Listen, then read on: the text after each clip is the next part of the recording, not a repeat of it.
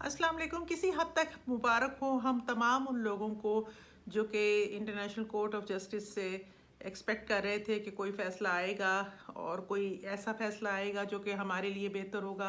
वैसे मेरी तो बहुत कम एक्सपेक्टेशन थी, लेकिन मेरी एक्सपेक्टेशन से ज़्यादा फ़ैसला आया है और फ़ौरी तौर पे कहा गया है कि इमरजेंसी जो ऑर्डर्स है वो इशू हुए हैं। उसमें ये कहा गया है कि बादियो नज़र, जिसको हम कहते हैं प्राइमा फेशियाए या प्राइमा फेशियाए, कि लगता ऐसा है कि इसराइल की जो स्टेट है वो जेनोसाइड कमिट कर रही है और उसको फौरी तौर पे हुक्म दिया गया है कि वो इसको बंद करे।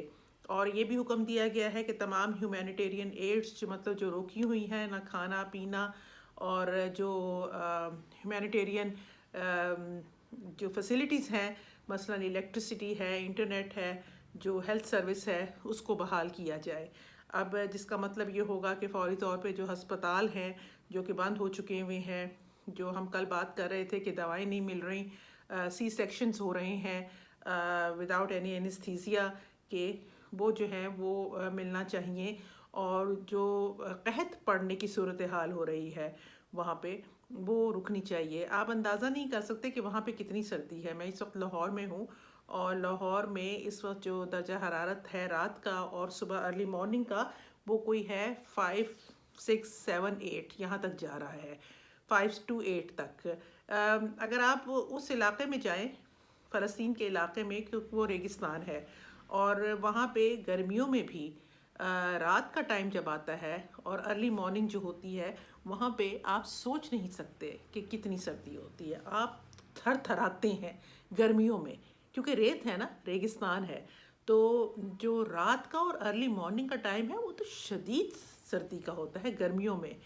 तो आप सोचें कि वो इस वक्त नहत्ते लोग सर्दियों में पड़े हुए हैं टेंटों में, टेंटों से भी आगे वो भी शायद नहीं है। तो वहाँ पे ना कोई इलेक्ट्रिसिटी है, ना पे वहाँ पे कोई इंटरनेट चल रहा है, अस्पतालों में दवाएं नहीं हैं, डॉक्टर्स को मारा जा रहा है, तमाम जो इमरजेंसी इक्विपमेंट्स थे उनके वो ख़त्म कर दिए गए हैं।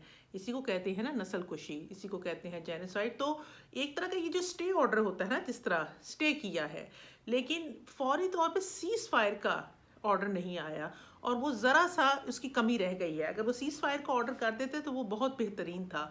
लेकिन फिर भी ये तो हुआ, ये तो माना गया ना कि नज़र ऐसा आ रहा है कि स्टेट ऑफ इसराइल जो है वो नस्ल कुशी में इन्वॉल्व है और वो उसको ये बात ख़त्म करनी चाहिए, इसको रोकना है, फौरी तौर पे रोका जाए। अब इसका तरीक़ा क्या होगा? इसको तरीक़ा जो होगा, ज़ाहिर है इसराइल तो वैसे मानती भी नहीं है। इसराइल जो है वो इंटरनेशनल कोर्ट ऑफ जस्टिस को कई दफ़ा कह चुकी है कि हम उसके नहीं मानते, लेकिन ये पहली दफ़ा एक आ तो गई है डेक्लेरेशन। अब इसको इफ़ेक्ट कैसे करवाना है? अगर ये इंटरम मेजर भी दिया गया है कोर्ट की तरफ से, तो इसका कैसा इसको इफ़ेक्ट होगा? इफ़ेक्ट जो होगा वो आपका यूएन सिक्योरिटी काउंसिल से होगा, यूएनओ से होगा। यूएनओ के पास पावर्स हैं, लेकिन सिक्योरिटी काउंसिल में बैठा हुआ है अमेरिका, बरतानिया है ना, वो पुराने मुल्क। और अगर अमेरिका ने वीटो कर लिया, अगर अमेरिका ने वीटो कर लिया तो फिर इसका कोई प्रैक्टिकल इफ़ेक्ट नहीं होगा। लेकिन ये अभी केस जो है ये एक इंटरम लेवल पे है, ये अभी स्टार्ट हुआ है, ये तो फौरी तौर पे उन्होंने एक स्टे सा दिया है ना। अब अगर आगे जाके चलता है ये केस और उसमें वाकई ही पाया जाता है कि इसराइल ने जेनोसाइड कमिट कर रहा है, तो आप सोचिए कि इसका असर क्या होगा उन मुल्कों पे जो कि उसको असला दे रहे हैं, असला भेज रहे हैं, उनकी वैसे सपोर्ट कर रहे हैं, उनको जा के मिलते हैं, उनके जा के उनके साथ खड़े होते हैं। बरतानिया, जर्मनी, अमेरिका, ये सारे के सारे मुल्क, जापान। आप जापान को देखें कि जापान पे अमेरिका ने हमला किया था, एटॉमिक बम अगर कहीं इस्तेमाल किया गया है तो वो हिरोशिमा और नागासाकी में किया था। लेकिन उसके बावजूद जापान जो है वो अमीर मुल्क है ना। इसराइल के पास बहुत पावरफुल मुल्क हैं, हम फ़लस्तीन के पास भी हो सकते थे बड़े पावरफुल मुल्क, बल्कि बड़े अमीर मुल्क हो सकते थे, क्योंकि साथ ही सऊदी अरब बैठा हुआ है जो कि बहुत अमीर तरीन मुल्कों में से आता है। लेकिन उसके लिए बस गैरत होनी चाहिए, और शायद हम मुसलमानों में गैरत ख़त्म होती जा रही है।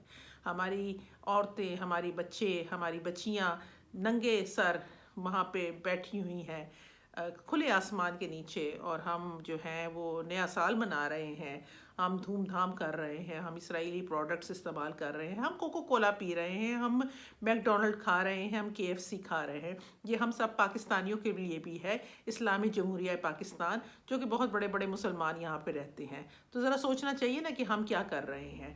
بہرحال یہ ایک بڑی اچھی خبر ہے، اللہ تعالیٰ اس کو آگے چلائے، اور اللہ تعالیٰ ہمیں مظلوموں کے ساتھ کھڑے ہونے کی ہمت دے۔ مجھے ایک خوشی یہ بھی ہوئی ہے، اور اس سے پتہ چلتا ہے کہ جو میں ہمیشہ کہتی ہوں کہ ان ملکوں کی حکومتیں اور ان لوگوں کے عوام مختلف ہیں۔ آپ دیکھیں کہ پاکستان میں اتنے جلوس نہیں نکلے، لیکن برطانیہ میں، امریکہ میں، یورپ میں ہر سیٹرڈے کو وداؤٹ اینی فیلئر مارچز ہوتی ہیں، ملینز کی مارچز ہو رہی ہیں فلسطین کے حق میں۔ تو وہاں کے عوام جو ہیں شاید وہ مختلف ہیں اب ان کی حکومتوں سے۔ یہ کہنا درست ہوگا کہ وہی حکومتیں یہ لوگ ہی کرتے ہیں نا، الیکٹ کرتے ہیں، کیونکہ وہ ان تمام ملکوں میں جمہوریت ہے، لیکن پھر بھی ان کا بہت بڑا اختلاف ہے جہاں تک فورن پالیسی آتی ہے۔ فورن پالیسی جو ہے ان ملکوں کی مختلف ہے ان کے عوام سے۔ دوسری خوشی کی بات یہ ہے کہ یہ 17 ججز تھے ICJ میں، لیکن اس میں سے 15 نے فلسطین کے لیے حق میں بات کی ہے۔ 2 ججز جو تھے وہ انہوں نے نہیں کی، اور جو امریکہ کا جج تھا اس نے بھی جو ہے وہ اس بات میں حق میں فیصلہ دیا ہے۔ یہ فیصلہ وہ نہیں ہے جو کہ 100% ہونا چاہیے تھا، لیکن دس از a start, this is a process, تو یہ بہت بڑی بات ہے۔ اور میرا سلام ہو ساؤتھ افریقہ پہ، یہ ساؤتھ افریقہ ہی کر سکتا تھا، یہ نیلسن منڈیلا کا ملک ہی کر سکتا تھا، یہ ہم جیسے کمزور لوگ نہیں کر سکتے۔ لیکن ساؤتھ افریقہ کی فارن منسٹر جو وہاں پہ ہیگ میں موجود تھی ICJ کے باہر، انہوں نے کہا کہ ہم بھی نکلے ہیں نا اپارٹھیڈ سے، کچھ عرصہ پہلے تک اپارٹھیڈ کو بھی کوئی کہتا تھا کہ کبھی ختم نہیں ہوگا، لیکن ہم نکلے، تو انشاءاللہ فلسطین بھی نکل آئے گا انشاءاللہ۔ آمین ثم آمین یا رب العالمین یا ارحم الراحمین۔ دس از اے اسٹارٹ، لیکن انشاءاللہ آگے جاری رہے گا۔